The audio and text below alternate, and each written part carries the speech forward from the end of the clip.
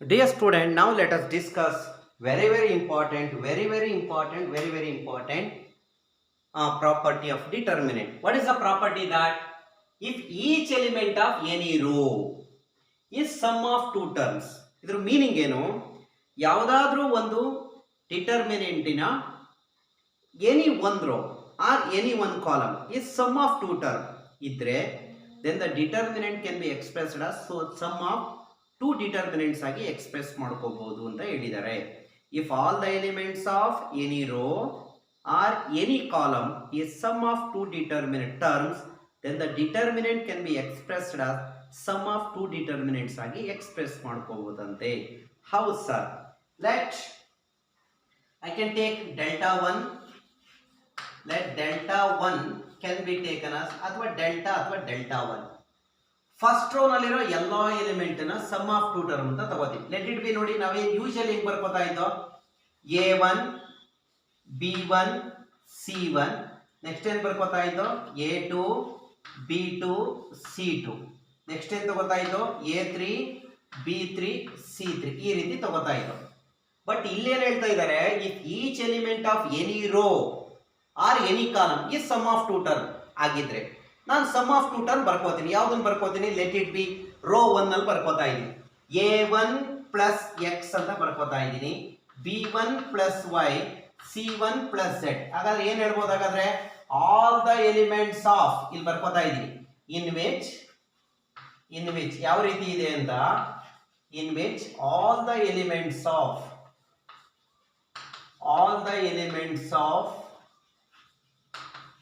R1 ಅಂದ್ರೆ row 1 are sum of two terms. ಆ ರೀತಿ ಇದೆ.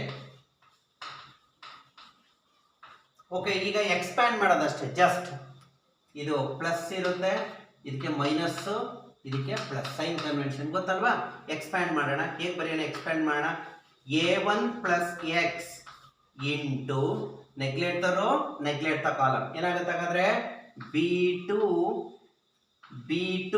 c3 minus b3 c2. Okay, next minus of, minus ಬರೆದು bracket ಅಲ್ಲಿ ಬರೀಬೇಕು. b1 plus y into neglect the row, neglect the column. ಏನಾಯ್ತು ಮಕ್ಕಳ? a2 c3 minus a3 c2. Okay, plus last term plus c1 plus z into c1 plus z into a2 b3 minus a3 b2.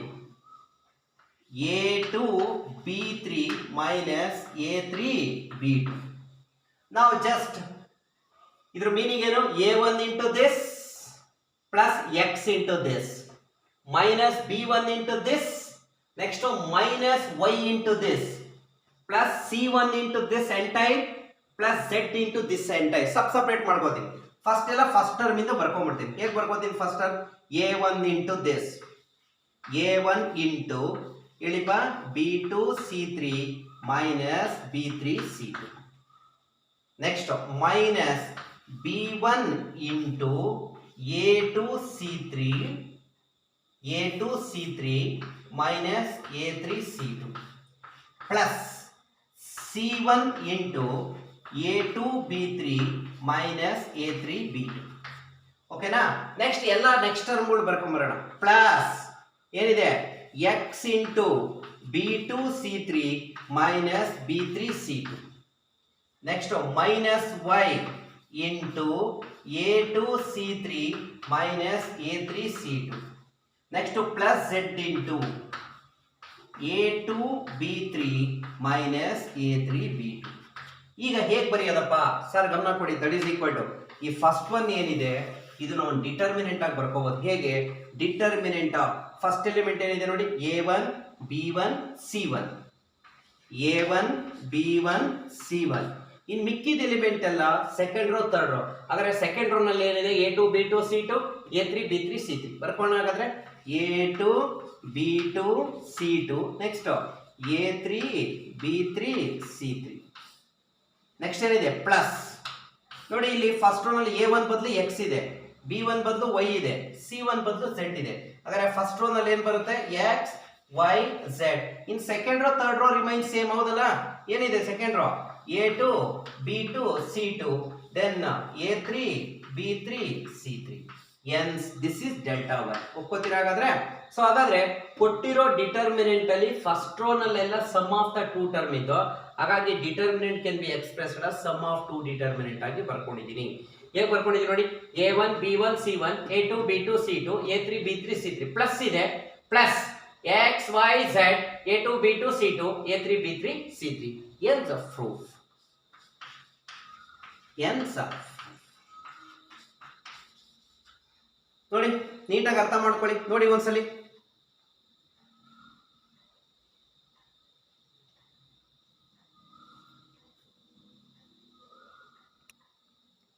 look at this very important property, dear student. What is the property here? If each element of any row, ಈಗ ಯಾವುದೋ ಒಂದು rho ಇದೆ, example ಹೇಳ್ತೀನಿ, second row ಅಂತ ಅನ್ಕೊಳ್ಳಿ. Second row ನಲ್ಲಿರೋ ಎಲ್ಲ ಎಲಿಮೆಂಟ್ಗೆ ಒಂದು ಸ್ಕೇಲಾರ್ ಕೆ ಅನ್ನೋ ಒಂದು ಸ್ಕೇಲಾರ್ನ ಮಲ್ಟಿಪ್ಲೈ ಮಾಡ್ಕೊಂಡ್ಬಿಡ್ತೀನಿ. ಮಲ್ಟಿಪ್ಲೈ ಮಾಡಿಕೊಂಡು ಇಮಿಡಿಯೇಟ್ ಆಗಿ ಕರಸ್ಪಾಂಡಿಂಗ್ ಎಲಿಮೆಂಟ್ ಅನ್ನ ರೋ ಒನ್ನಿಗೆ ಅಡಾಪ್ಟ್ ಮಾಡ್ತೀನಿ. ಮಾಡಿದಾಗಲೂ ಸಹ ಡಿಟರ್ಮಿನೆಂಟ್ ವ್ಯಾಲ್ಯೂ ರಿಮೈನ್ಸ್ ಸೇಮ್ ಬರುತ್ತೆ ಅಂತ, ಚೇಂಜ್ ಆಗಲ್ಲ ಅಂತ. ಹೇಗೆ ಅನ್ನೋದನ್ನ ನೋಡೋಣ. Let delta one original determinant ತಗೋತಾ ಇದ್ದೀನಿ. ಹೇಗೆ ಬರ್ಕೋತಾ ಇದ್ದೀನಿ ನೋಡಿ, a1 b1 c1 ಮಾಮೂಲು, a2 b2 c2, ಆಮೇಲೆ ಏನು ಮಕ್ಕಳ a3 b3 c3. ಓಕೆನಾ? ಈಗ ಏನು ಮಾಡ್ತಾ ಇದ್ದೀನಿ, ನಾವು ಇವತ್ತು ಬರ್ಕೋತಾ ಇದ್ದೀನಿ. ಸೆಕೆಂಡ್ ರೋ ನಲ್ಲಿರೋ ಎಲ್ಲಾ ಎಲಿಮೆಂಟ್ಗಳಿಗೆ ಒಂದು ಸ್ಕೇಲಾರ್ ಇಂದ ಮಲ್ಟಿಪ್ಲೈ ಮಾಡಿ, scalar let it be as some K ಅಂತ ಮಾಡ್ಕೊಳ್ಳೋಣ. ಈ ಎಲ್ಲಾ ಎಲಿಮೆಂಟ್ಗಳಿಗೆ ಕೆ ಇಂದ ಮಲ್ಟಿಪ್ಲೈ ಮಾಡ್ಕೋತಾ ಇದ್ದೀನಿ. ಕೆ ಇಂದ ಮಲ್ಟಿಪ್ಲೈ ಮಾಡಿದ್ರೆ ಏನಾಗುತ್ತೆ, K a2 K b2 K c2 ಅಲ್ಲಿ ಬರೆಯೋದು ಬೇಡ. ಮಲ್ಟಿಪ್ಲೈ ಮಾಡ್ಕೊಂಡು ಇಮಿಡಿಯೇಟ್ಲಿ ರೋ ಒನ್ನಿಗೆ ಅಡಾಪ್ಟ್ ಮಾಡೋಣ. ರೋ ಒನ್ಗಾದ್ರೂ ಮಾಡ್ಬೋದು, ರೋ 3ಗಾದ್ರೂ ಮಾಡ್ಬೋದು. Let it be row 1. ಏನಾಯ್ತು, a1 plus K a2 b1 ಪ್ಲಸ್ ಕೆ b2 c1 ಪ್ಲಸ್ ಕೆ c2 ಆಯ್ತು. ಆ ರೀತಿ ಮಾಡ್ಕೊಂಡಾಗೋ ಸಹ ಡಿಟರ್ಮಿನೆಂಟ್ ವ್ಯಾಲ್ಯೂ ಸೇಮ್ ಬರುತ್ತಂತೆ. ಹೇಗೆ ಮಾಡ್ಕೊಳ್ಳೋಣ ಹಾಗಾದ್ರೆ, ನಾವು ಆಲ್ ದ ಎಲಿಮೆಂಟ್ಸ್ ಆಫ್, ಅಲ್ಲೇನು ಹೇಳಿದ್ರು ಅದು ಬರೆಯೋಣ. All the elements of row 2, let it be row 2, are multiplied by scalar, are multiplied by k. k ಅನ್ನೋದೇನು, scalar. then add to corresponding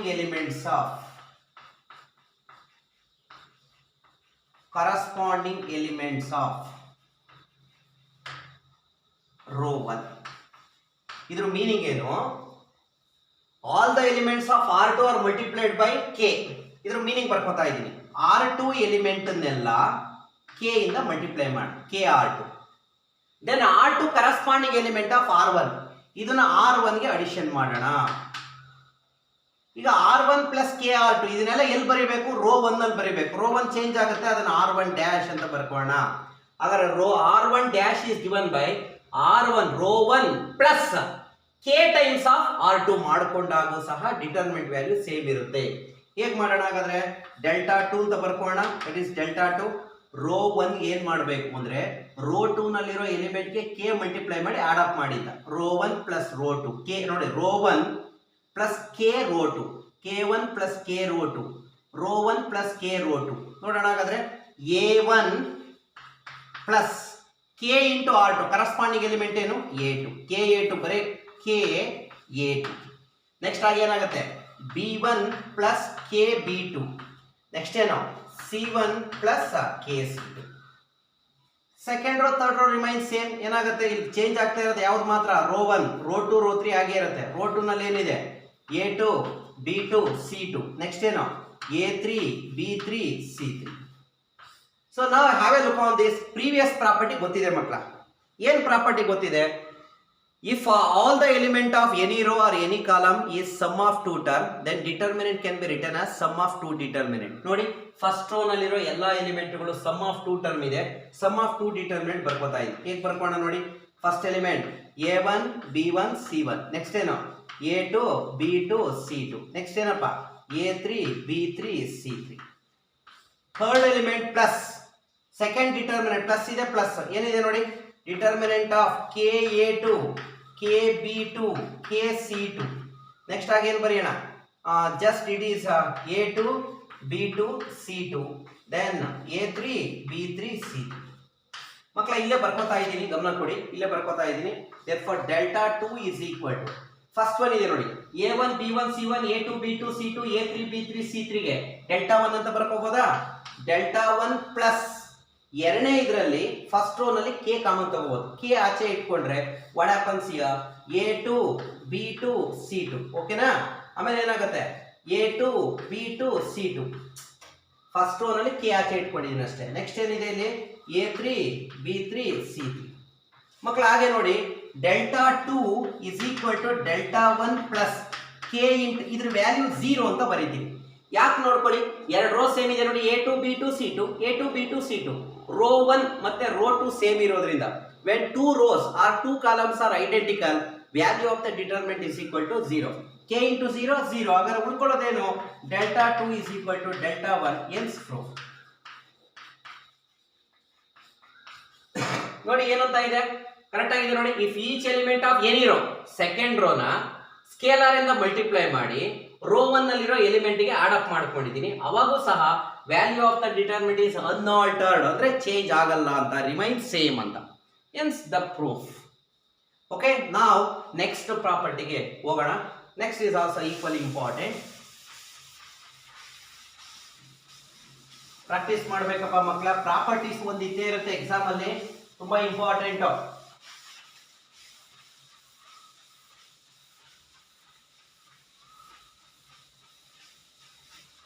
okay, ಏನಿದೆ ನೋಡೋಣ. ನೆಕ್ಸ್ಟ್ ಪ್ರಾಪರ್ಟಿ ಏನಿದೆ,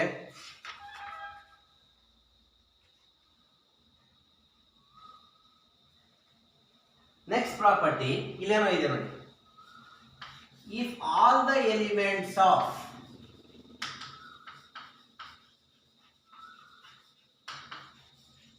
any row or column are 0, then the value of the determinant, then the value of the determinant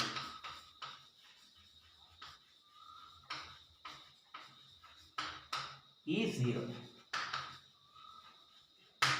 ಮಾಡೋಣ ಹಾಗಾದ್ರೆ. ಅಂದ್ರೆ ಒಂದು determinant ಅಲ್ಲಿ ಯಾವುದಾದ್ರೂ ಒಂದು ರೋ ಅಥವಾ ಒಂದು ಕಾಲಮ್ ಅಲ್ಲಿ ಎಲ್ಲಾ ಎಲಿಮೆಂಟು 0 ಇದ್ರೆ ಡಿಟರ್ಮಿನೆಂಟ್ ವ್ಯಾಲ್ಯೂ ಡೈರೆಕ್ಟ್ಲಿ 0 ಅಂತ. ಹೇಗೆ ತಗೋಣ, let delta or delta 1, let delta 1 is equal to first row ತಗೋತಾ ಇದ್ದೀನಿ A1 B1 C1, second row A2 B2 C2, third row 0 0 0 ಅಂತ ತಗೋತಾ ಇದ್ದೀನಿ. ಒಂದು ರೋ ನಲ್ಲಿರೋ ಎಲ್ಲ ಎಲಿಮೆಂಟ್ ಏನಾಗಿದ್ದಾವೆ 0. ಈಗ ಚೆಕ್ ಮಾಡೋಣ. ಈಗ ನೀವು ಬೇಕಾದ್ರೆ ಈ 0 0 ನ ಫಸ್ಟ್ ರೋ ನಲ್ಲಿ ಆದ್ರೂ ತಗೋಬಹುದು. ಓಕೆ, ನಾವು ಹೇಗೆ ಚೆಕ್ ಮಾಡೋಣ, plus minus plus, A1 into this is into this 0 minus 0 minus B1 into neglect the row neglect the column, ಏನಾಗುತ್ತೆ ಹಾಗಾದ್ರೆ 0 minus 0 plus C1 into 0 minus 0. So 0 minus 0 ಅಂದ್ರೆ 0 into that 0 minus this is into 0 0 plus 0, what will get 0. delta 1 is equal to 0, determinant value is equal to 0. ಹಾಗಾದ್ರೆ meaning ಏನು, ಒಂದು determinant ಅಲ್ಲಿ ಇರ್ತಕ್ಕಂಥ ಯಾವುದಾದ್ರೂ ಒಂದು ರೋ ನಲ್ಲಿರೋ ಎಲ್ಲಾ ಎಲಿಮೆಂಟು 0 ಇದ್ರೆ ಅಥವಾ ಕಾಲಮ್ ಅಲ್ಲಿರೋ ಎಲ್ಲಾ ಎಲಿಮೆಂಟು 0 ಇದ್ರೆ ಡಿಟರ್ಮಿನೆಂಟ್ ವ್ಯಾಲ್ಯೂ ಏನಾಗಿರುತ್ತೆ 0. Okay, next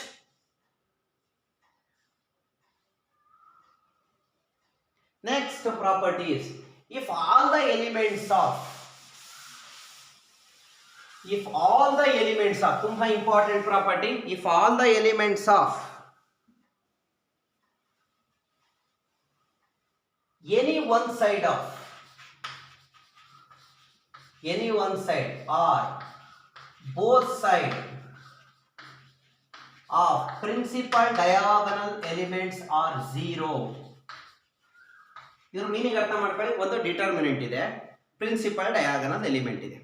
any one side ಅಂದ್ರೆ ಅಬೋವ್ ದ PD ಕಂಪ್ಲೀಟ್ 0 ಅಥವಾ ಬಿಲೋ ದ PD ಕಂಪ್ಲೀಟ್ 0 ಅಥವಾ ಪಿ ಡಿ ಇಂದ ಎರಡೂ ಕಡೆ ಇರೋ ಎಲಿಮೆಂಟು 0 ಆಗಿದ್ರೆ, so if all the elements of any one side or both side of P D are 0, then the determinant value is 0. Sorry, then the determinant value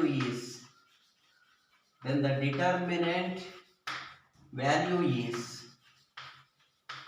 product of PD. ಏನಿದ್ರು meaning?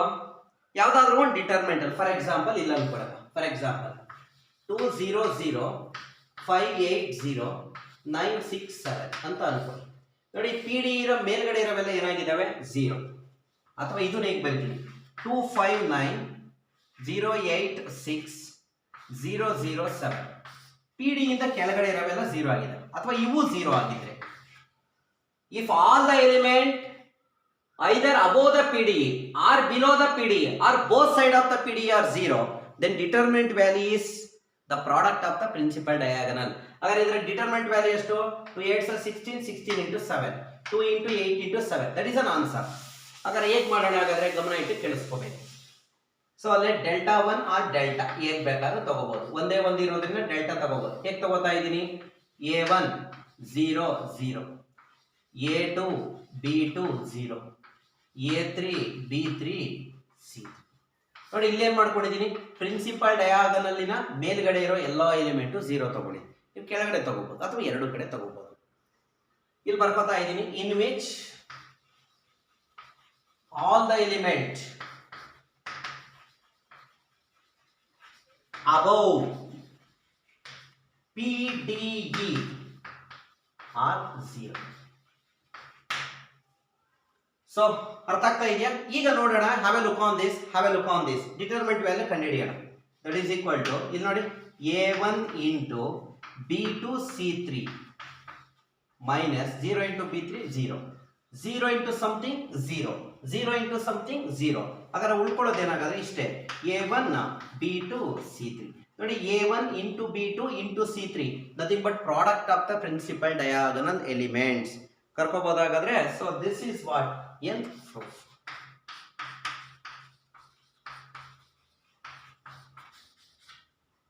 So ಹಾಗಾದ್ರೆ ಮಕ್ಕಳ properties ಎಲ್ಲ ಮುಗಿದಿದೆ, one by one discuss ಮಾಡ್ತೀನಿ. ನೋಡಿ, first property ಏನು? First property, if all the rows and columns of a determinant are interchanged, ಅಂದ್ರೆ ಒಂದು ಡಿಟರ್ಮಿನೆಂಟ್ ನ ಟ್ರಾನ್ಸ್ಪೋಸ್ ಮಾಡಿದ್ರು ಸಹ determinant value remains same.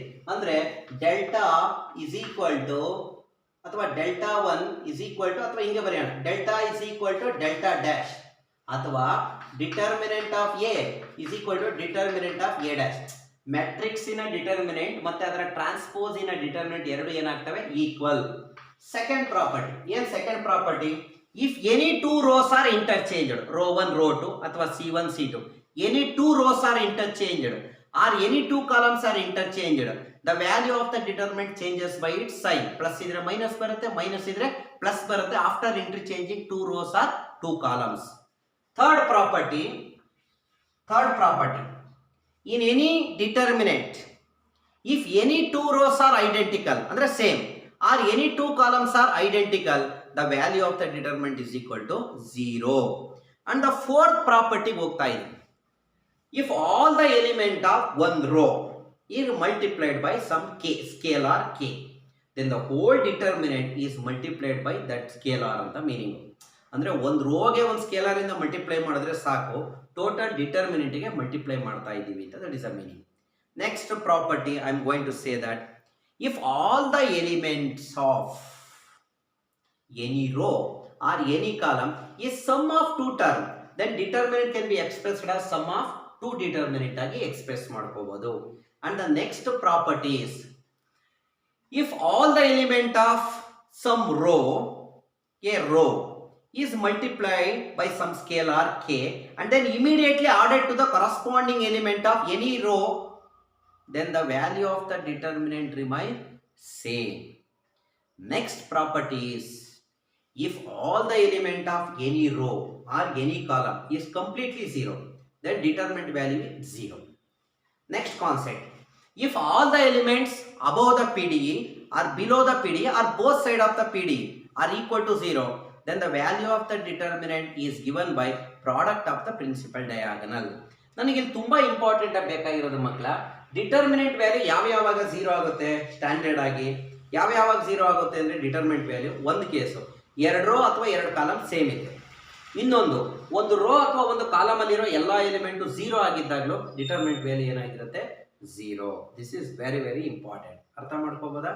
Right, very good students.